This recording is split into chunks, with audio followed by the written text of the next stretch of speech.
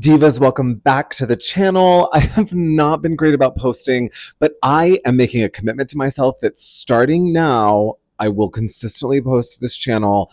Also, Savage Reads is doing a great job of keeping me honest and keeping me accountable, and I really appreciate that. Let's do a June wrap up, okay?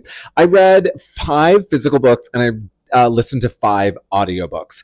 So let's talk about the physical books first, and I'll talk about my favorites to least favorite. First up, Fox. Y'all, I was lucky enough to get an advanced reader copy of this. I loved this. I am a critic of honks and a half, okay? That's what I call these giant books. They're honkers and a half. Because generally, you can edit out 200 to 250 pages. Pretty standard. Like that I've found has been pretty consistent across the board when these books are this big. Not here. Genuinely. All 650 pages were necessary and they felt intentional. And none of my time felt wasted. None of it felt extraneous. On top of the fact that it was a fantastic story. Every time I side-eyed Miss Joyce Carol Oates, and I thought to myself, like, that's really how you're handling this. Like, I read all of this for that to be how you did that. Like, what a bummer. And then 30 pages would come up and she would show me how much smarter she is than I am. And she would be like, why don't you just shut up and read the book, Cole? You know what I mean? Why don't you just shut up and read the book? Because I'm smarter than you and I am going to give you a great story. And you know what? That's exactly what happened. It's one of those fun books that fun. The subject matter is dark, but it's fun in the sense that it takes you to the last page. There's no extraneous fluff at the very end. It keeps you going with this. There's a mystery involved and it keeps you going until the very end. And I love it. I think it's beautifully written. I think that the storytelling is incredible. There are surprises at every turn. The characters are very complex. And I think that she captures them in their own unique ways, very specifically, very accurately, and in ways that made me want to read. I loved this. This was honestly, for 650 pages, very easy to get through because I wanted to always be picking it up. I would highly recommend, if you have not picked it up already, 10 out of 10. It's a fantastic book. Yes. Have any of you all read it? Do you agree with me? Am I cuckoo cuckoo? I really don't. Listen, I've been on a quest, I'll be honest, to fall in love with Joyce Carol Oates. I read Butcher last year. It didn't resonate with me. That was just not my favorite book of hers. It didn't work. I felt like the book jacket was basically the book. And I was like, I wanted more. Well, here it is. Here's more. So I feel like I came into it with that being my perception. So I wasn't lulled into the fame of it all or lulled into the reputation, right? I went into this very much girl, help me love you. But I had a moment, right? I wasn't quite there. Anyways, all that to say, I didn't have blinders on going in. I was very open-eyed, and I think it was absolutely fantastic. To the point that I picked up We Were the Mulvaneys. I can't wait to read that later this year. I'm going to have to do it after all the prize nominations with the Booker and the National Book Award. Okay, next up, My Government Means to Kill Me by Rasheed Newson. Epic. Incredible. It was funny. It was heartbreaking. It was educational. It was authentic. And it really centers around the Black experience, particularly experiencing and moving through the AIDS crisis in New York City. It was wonderful. I was so moved. I just felt seen. I just felt like Rasheed knew what he was talking about. And okay. And I made a short form video on this and it made some people mad, but if you liked The Great Believers, you should love this because this is what The Great Believers was trying to do. And I say that to mean for me, in The Great Believers, the interpersonal relationships did not ring as authentic. Here, extremely authentic. This is how gay men interact, both with their friendships and intimately. It just worked. And he knew what he was talking about, and he wrote it in a way that came through and that came across, right? Because that's not always true either. Some people can know and have these experiences, but can't write them in a way that it really resonates. It did. And he employs this fascinating literary technique of these footnotes throughout the entire work, and I think I saw him do a TikTok on this, but all of his footnotes are interesting facts and tidbits that you wouldn't get from like a cursory Wikipedia read, right? So they're all like interesting and unique, and all of the footnotes feel like they're worth your time because they are interesting and unique, and you probably know mostly 30,000 foot view what some of these footnotes are talking about. Not all of them, but like some of them, right? But they always give like a really interesting bent or an interesting angle that exposes you to something that you probably didn't know. And I loved that. I thought it was super creative, and I have a lot of respect for that. Like, if you're gonna employ a footnote, don't be like, Judy Garland was, Dorothy in The Wizard of Oz. It's like, no. He goes into this whole, I don't remember if he has a footnote on Judy Garland. I'm assuming he does at some point.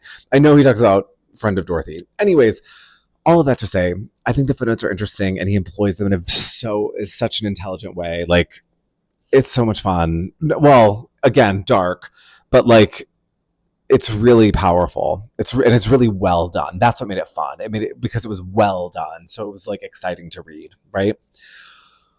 And then I read the Guncle. Listen, I am fully going to own that I read this while I was on Guncle duty in the United States of Texas with my nieces and nephews.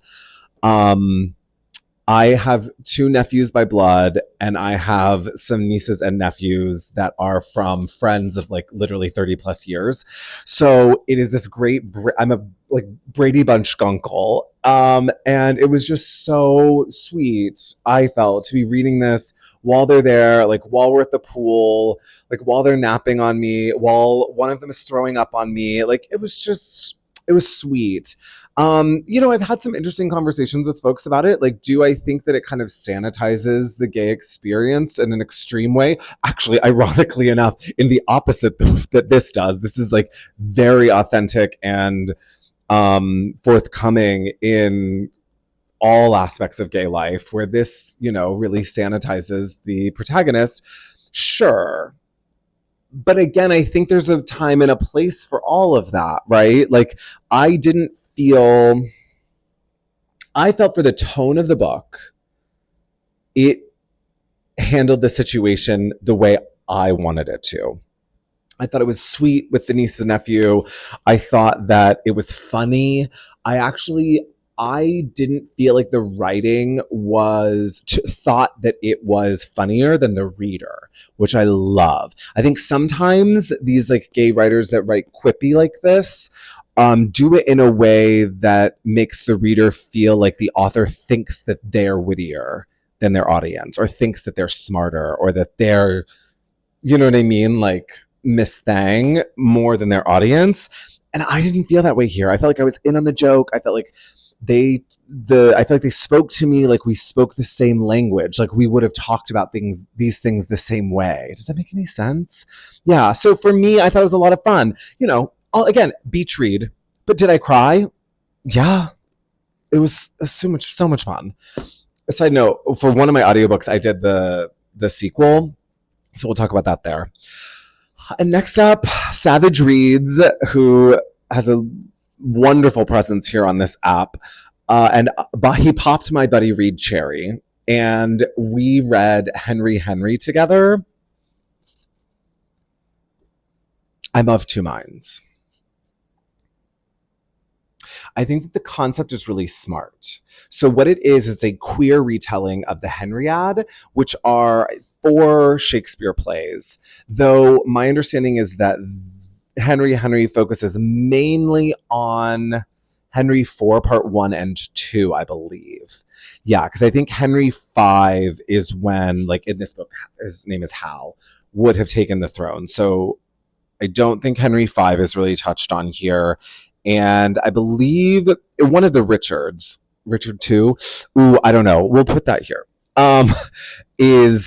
Is part of the Henriade, and that might be in here too. That I'm not an expert on the Henriade, but based on my research, I think that Henry is mainly focused on Henry IV Part 1 and 2. And I think that the concept is interesting. I think that like presents a really cool concept, right? Like a queer retelling of this, like, you know, kind of very masculine rise to power, classical Shakespearean tale. Listen, and I'm not doing it, so like this is not what they chose to do, so go with God. But like I thought it would have been more interesting if we had taken it and then put it in like a business, or put it in something that was like fully reimagined, but they're still kind of part of this like British royal system. And so that was kind of like, oh, okay. And it was like, but kind of like the modern royal system. So like for an American, it did put it a little bit at arm's length, just a scotch. There were certain parts of this that are very dark. So you need to do your own research to understand what your trigger warnings are before you dive in here, because there's a lot to take in. I don't know what I can say on here, but like you should look that up. And I do feel like parts of that were handled interestingly. I actually feel like the troublesome relationship between the father and the son was handled in a way that made me uncomfortable, but was also done in a way that highlighted the actions that they were taking, which between two consenting adults are not an uncomfortable act. Are we reading between the lines here? So it was a fascinating juxtaposition, and I feel like those sections were written very, very powerfully. I thought also that the author did a good job of taking the main character, Hal, and showing us their progression through the work. It was very subtle, but I do think it was there, and I think it was handled very elegantly, actually. Because it happened slowly, where I think a lot of times some authors, to show growth, can really hit you over the head with it, or like, you know, use certain phrases that really just kind of like bang you in the head in a way that's just like, yeah, we get it, girl. Like, why don't you just show us? And I felt like the author showed us the growth, which was great. And I think that was one of the key elements of Henry IV Part 1 and 2, is that Hal in this one grows through that to then ultimately take over the throne and rebuild their father's trust. So I do feel like that was handled well. There's a lot of interesting mirror imagery, which I think was super interesting. The title also, I think, plays into that mirror imagery. Also, he's constantly dealing with mirrors. At one point, he threatens to like punch one, or does punch one, I forget. And then, I think there's also his fear of being seen by others versus kind of his realization of how he is seen by others. Also seeing himself in his father, and then kind of the father seeing him in the son, and like that, and like what does it mean when Hal sees himself in his father when he does these horrible things? It's like, so I think that is interesting and handled in a unique way. Parts of it though were really clunky. There's like Richard, there is a character in here, and I think that when they tell this story about Richard and kind of Richard's backstory, I do think it's beautiful, and I think it's powerful, and I actually would have loved to have seen it fleshed out more, but it's kind of shoved in the middle, almost like a monologue from one of the characters, in such a way that almost made me feel like, was this a writing exercise? And then you just kind of jammed it in? Like, it didn't work. It's not even that it didn't quite, it didn't work. It just felt clumsy. Kind of shoehorned in there. But yeah, I don't know. I feel a little bad. And I also think that and I know I'm talking about it a lot, but like it's because I'm kind of forcing myself to reevaluate it, because I think I did have such like a rose-colored glasses lens when I finished it, because I enjoyed my buddy read experience so much. So that actually is a plug for doing a buddy read. If you all have never done it, I had never done it. It's so much fun. So basically, you and the other party or parties, could you do multiple people? Sure. You agree like roughly how many pages you're going to read a day. And what Simon and I did was we just sent each other voice notes on WhatsApp, and kind of he was able to, I guess I was kind of able to start my day with his, or he was able to, I'm trying to think of our time differences. We were actually probably both able to start our days with the voice notes, depending on where we were in the book, which was really nice. And then kind of get their take. And then he was able to expose me to things in the book that I hadn't quite seen yet or wasn't able to really put into focus until I heard him say it, which was really lovely. And yeah, it was just nice to have somebody bounce things off of. So yeah, if you have not done it, I would highly suggest. It's so much fun. It really, it's just, especially if you have another friend who's like has this joy and passion for reading, it's really great. So yeah, but yeah, I don't know, a 3, maybe 3.5. But yeah, I wanted it to be more. It was like the bones were there. The bones were there for it to be so good. Okay, and my least favorite physical book that I read in June was Summer House. Listen, I've talked about it on here. I've talked about it everywhere because the book jacket wooed me. Actually, it wooed me like these older men in this book.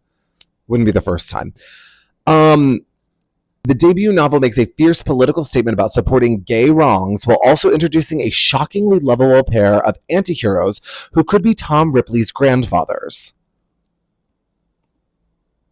Baby girl, maybe that's how you sold the book. But from deep love and affection, that did not come across in the execution. Okay? Listen. I wanted a big, splashy, kind of like mystery, and it sets it up at the beginning like it's going to be, and it kind of leads you to think that it's going to be one thing. And other things happen. It felt very cinematic, but it felt cinematic in like one of those Netflix shows or movies that you watch that is interesting, but like has lulls in it. And you sometimes can't tell if you're like, are we just being artistic or is this just kind of like slow? You know what I mean? You know those? That's what this felt like. It felt like it spent a lot of time with some of these characters, assuming, I think, that we loved them maybe more than we did, or that we cared more than we did. And I just think that there was like the lulls were too much. I felt like there were too many valleys and not enough peaks. Because also when like the very end was actually the most suspenseful part, and like that was cool, but like we could have built to that, and I just don't think it did. I think it like undercut itself a lot. It just wasn't. I was really disappointed. As a translated literature, I was really excited about it, so excited. But it just, I think I even tried to read it at the same time as Henry because like the vibes I thought were going to be very different, but it didn't propel me, and it didn't help me go to the other one for a break from the propulsion, right? Because they both just kind of sat a little bit. And actually less so in Henry than it did in Summer House. So yeah, it was a real bummer. But I think that's a surefire miss. I think that like you're going to get more out of those like very commercial thriller books. Like absolutely go down that route. I don't think that this served that purpose in like an artistic way or anything like that for me. I'm sorry. But yeah. Okay, now I listened to 5 audiobooks. My favorite audio listen was The Picture of Dorian Gray. Y'all. Listen, I know Wilde is incredible. I've always been a fan. I've never listened to this one. And actually, I listened to it right after I saw Sarah Snook do the one-woman Picture of Dorian Gray on Broadway. That was a tour de force. However, I don't know if you all have seen it, but the play moves very quickly at the beginning, both with her speed, also, getting used to the accent, also just the pacing in general. Like we're moving very fast and intentionally, I think, to set us up for this very quickly paced one-woman show, which, great. But the problem for me is the main message of the picture of Dorian Gray is at the beginning. And the monologues at the beginning, and now I can't remember the character, but there's a monologue at the beginning that is what the entire work is about. And yes, 30,000 foot view, the themes are consistent throughout the work. So like you get them high level, but like the verbiage and the poignancy and the like clarity come at the top. So one of the problems with this stage production was that everything moved so fast. I don't think they nailed that home after listening to it in such a way that it, or if had they done it, it would have, the play would have resonated even more for me. Also, fun fact, she was brilliant. And also, this is about being gay. And age is something that I think all humans on this planet deal with. And I think everyone deals with it in different ways based on your like group, right? I think women deal with it in a very specific way. I think men deal with it in a very specific way. And gay men, everyone, but like, and gay men deal with it in a very specific way. And I feel like this work in particular tackles the way gay men deal with aging. And it's specific. And it's unique, the same way that everyone's experience is specific and unique. And after listening to it, I think it was Russell Tovey who did the audiobook, and being a gay man, and also, for better or worse, I listened to it at the gym, where I was pushing myself to lift heavier while also having recently had a milestone birthday, and really try and dealing with my own piece around aging as a gay man, and listening to it perhaps in that setting, but also from a man, and also through that lens of my like own experience, and realizing in a different way when I listened to it that it was very specifically gay, that was something that I didn't feel came through all the way in the Broadway show in the same way it did in reading the book. Yeah, for better or worse. Again, I'm not taking away from her performance. I think her performance is incredible. It's one of the best things I've seen on, like, from a performance perspective on Broadway in a long time. However, I think that the work, like I'm talking about the source material, came alive in a different way, or would come alive in a different way through like kind of more of a gay male lens for me. Next up, we had The Emperor of Gladness. Okay, this has been very polarizing, and some people are very vocal about their polarizing opinions, and some people are just quieter in my DMs. But there is a camp that lauds The Emperor of Gladness as one of the greatest ever written. There is another camp that feels the opposite. I think the truth is somewhere in the middle, okay? I think it is beautifully written. I also think that there are many sections that are overwritten. Both things can be true at the same time. I also think that the characterization is beautiful. The protagonist's relationship with Sony, as well as the protagonist's relationship with Grazina, I think are both very beautifully done. I actually think Sony is such a touching character, and that relationship actually was very moving to me. At the same time, I also understand the argument that like perhaps the author infantilizes migrant women. I think that there's space for that conversation to be had, right? I also understand the argument that there's no plot, but I would push back on them and say like there is some plot. But also to the people that are arguing that like, oh my gosh, no, there's like so much plot. That's also not true. So like, again, it's somewhere in the middle. I do think it's kind of quiet, but there is a propulsive plot that moves us through the work.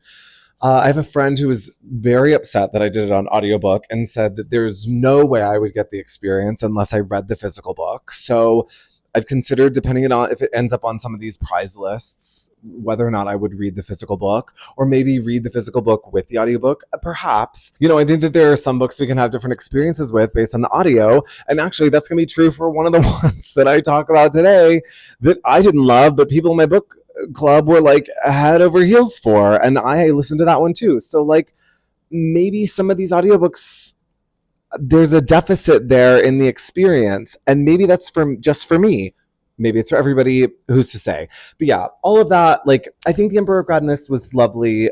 But I do think it really, the truth of its success lies somewhere in the middle of these kind of like polarized opinions from love. Then I listened to The Loves of My Life by Edmund White, who recently passed away, RIP. This is the first work of his that I've interacted with, and it was so much fun. It was basically like going to brunch with your like bawdiest, naughtiest friend, and he did not spare any details, and he really laid it all out there, and it was such a good time. Like, I think if you enjoy going to brunch with your naughtiest friend, this book is for you. And then, of course, the next one I listened to was The Guncle Abroad, which is the sequel to The Guncle. Listen, I did not think it was as good as The Guncle. I did think it was sweet at times. I think it was uneven, to be really honest. But again, like, did I cry in between my sit-up sets while these two very hot men who had been hitting on me earlier in the evening were working out across the gym? Yeah. Did those tears perhaps turn them off to the point that I will never see them again? Maybe. But here we are. So, like, all of that to say, like, I think that there were moments of it that were very touching. But I think that the first one is the most successful. So if you're going into it, I would commit to the first one. And the second one, I think you can take it or leave it. It was fine. I don't think it's a must read. You know what I'm saying? And then here's the final audiobook that I listened to this month, which was, I think, let me just double check. Loves My Life. Yes, Twist. I didn't love it. I didn't like it at all. Some folks in my book club were able to find like a very deep meaning in the work and like thought it almost like a retelling of like maybe a Moby Dick or something, but it didn't work for me. I didn't like it. It just wasn't my jam. I didn't like it at all. So yeah, let me know if y'all read that one. And if I'm wrong, I'm happy to be wrong. I'm wrong about plenty of things. So let me know. But anyways, those are the 10 that I read this month. 5 physical books, 5 audiobooks. Let me know what you all thought in the comments, and I will be back very soon.